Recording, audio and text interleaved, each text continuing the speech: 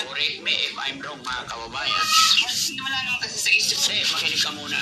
Ansing na real talk ni Daddy Frankie dahil sa ginagawa nitong pag-claim sa bahay ng kanilang magulang kung saan sinabi ni Ansing na siya ang may mas karapatan. Tama nga ba ito at yan ang ating pag-uusapan sa video na ito mga kaibigan. Pero bago tayo mag-umpisa, gusto ko lang sabihin na palagi nating suportahan si Daddy Frankie lalo na ang kanyang hangarin na makatulong sa iba. At syempre, kung bago ka pa lang sa aking YouTube channel, malaking bagay na sa akin ang inyong pag-like at suporta, mga kaibigan. Maraming salamat. Makinig ka muna. Well, ayon nga sa sinabi ni Daddy Frankie kay Ate Ansing, dito kasi maraming Pilipino ang nagkakamali ng paniniwala. Ang iniisip ng iba, basta sila ang nagpadala ng pera o sila ang tumulong sa pagpapatayo ng bahay, automatic na kanila na ang bahay. Pero ayon kay Daddy Frankie, hindi ganoon ang batas. Dahil ang unang tinitingnan ay kung sino ang legal na may-ari ng ari-arian, hindi kung sino ang mas maraming naitulong. Ngayon, kung yung perang ipinadala mo, ibinili ng isang restaurant mo, example, yun ay automatikong pagmamayari ng magulang mo at hindi sa'yo. Kaya kung ang bahay ay nanatiling pag-aari ng mga magulang at wala namang dokumentong nagpapatunay na nailipat na ito sa pangalan ng isang anak, hindi pwedeng sabihin na pera ko ang ginamit kaya akin na ang bahay. At dito sa tingin ko, ito ang gustong ipaunawa ni Daddy Frankie kay Ate Ansing. Parang ang paniniwala ni Ate Ansing ay dahil may ambag siya sa pagpapatayo o pagbili ng bahay, mayroon na siyang eksklusibong karapatan dito. Correct me if I'm wrong, mga kababayan. Unless, nagpadala ka ng pera, ibili ng lupa, pinakaalam sa'yo, yun ay magiging sa'yo. Pero ang ipinapaliwanag ni Daddy Frankie, magkaiba ang ambag at pagmamayari.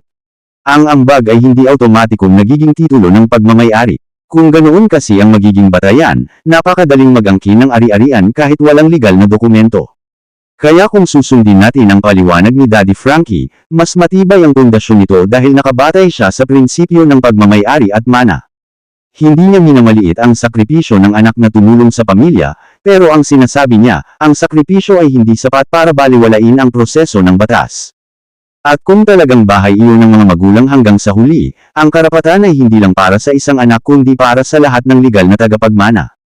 Kaya kung iyon ang sitwasyon ng bahay ni na Ansing at JJ, mas lumalabas na ang paniniwala ni Ate Ansing ay nakabatay sa personal niyang paniniwala na dahil tumulong siya ay mayroon na siyang mas malaking karapatan.